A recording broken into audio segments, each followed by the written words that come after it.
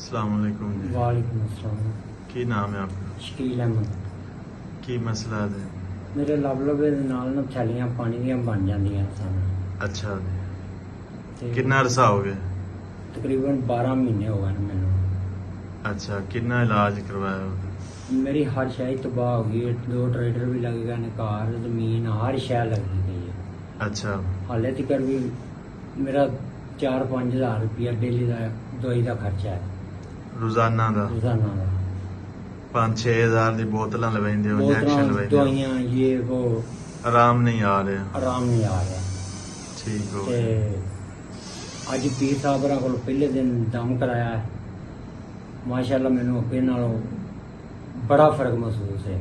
ਮੇਰੇ ਲੱਤਾਂ ਕੰਬਦੀਆਂ, ਜਿਸਮ ਕੰਬਦਾ ਹੀ ਖਤਮ ਹੋ ਗਿਆ।